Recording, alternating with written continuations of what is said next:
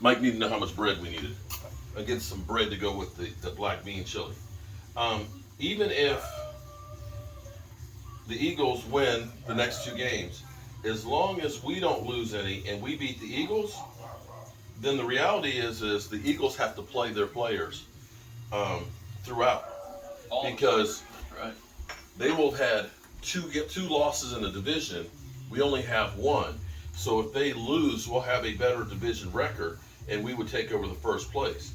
And so the next three games are critical for us on that home field advantage, regardless of what the Eagles do.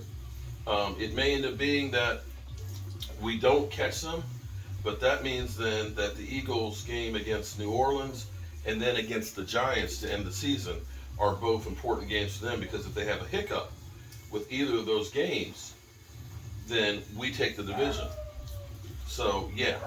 So at worst case, we want to win the next three and make the Eagles have to play their guys and try and win. Does that make any sense? That makes perfect sense. Yeah.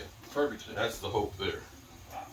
And I've got 5 pounds of shrimp that I got to debate and get ready to cook them. All right, good people. We'll see you down in the man cave. Any other questions?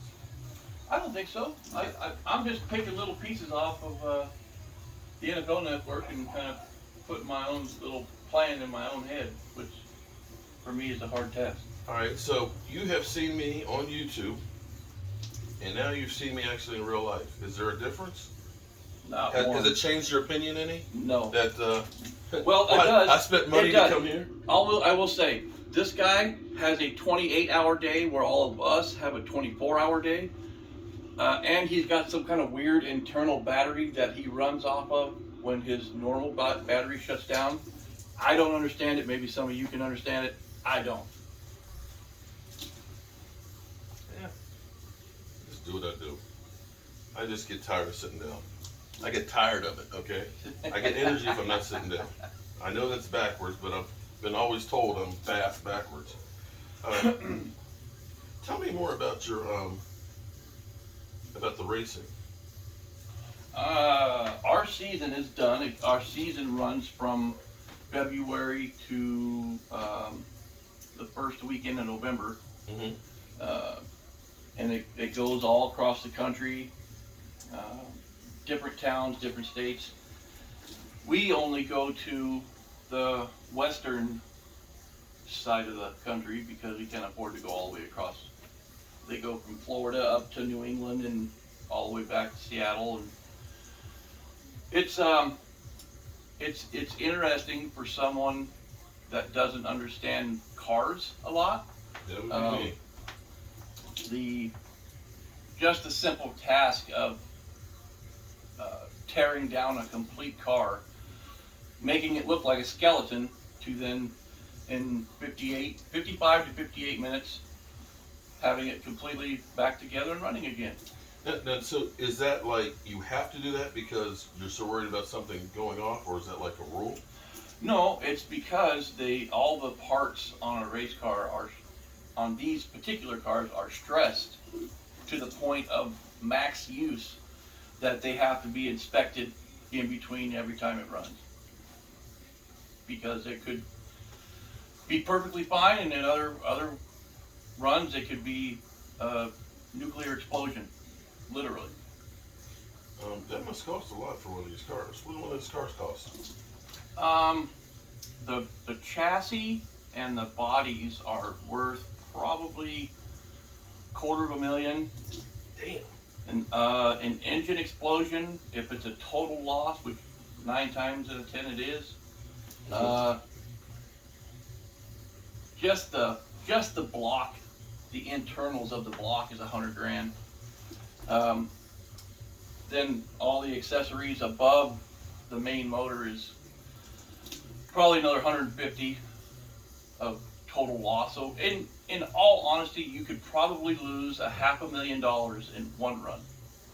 And the payouts for these drivers and owners that own these cars are minimal, enough to cover diesel fuel to get there and the bill to have everybody in a hotel and feed them over the weekend. It may cover those expenses, not the expense of the car or the So loss. is that sponsorships that pay for it? Yeah, the main people, I shouldn't say main people.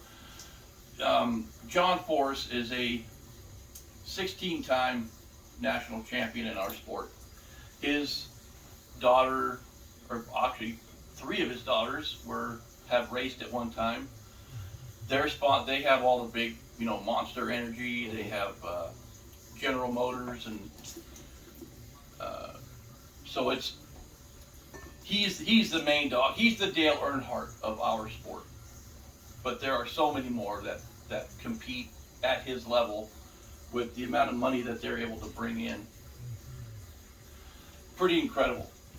Oh, I'm about to check that out. Yeah, I don't know where your nearest track to here would be. I could look it up. Yeah, it's worth the afternoon. I'll say that. I was gonna say I need to go to California and see it. Well, come on. We'll bring you in and take you right up to the starting line. When those cars take off, man, it rattles your brain out of your skull. It's pretty incredible. I don't know I know there's a racetrack in down the country where I go, Waynesboro, but it sounds like it's a drag strip, because it's just like, 5 seconds you're That's it. and then it's done. So it must be a drag track. Yeah, it literally, from start to finish, 3.5 seconds and 335 miles an hour. It's really incredible. That's got to be fearful.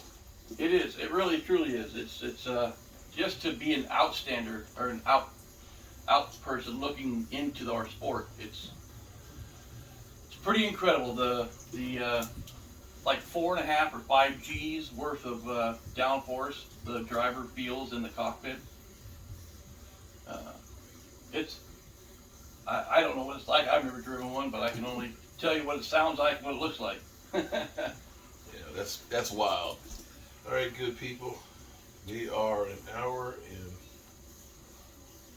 20 minutes away from kickoff, and I still got a lot of shrimp to do.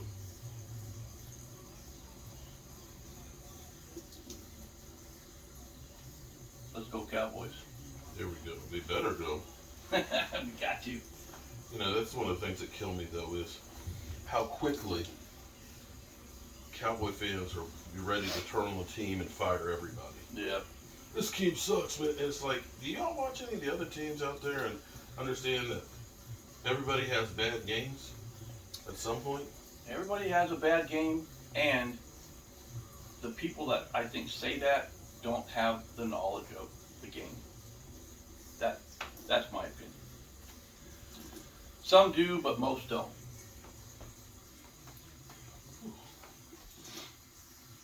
Good old poop shoot.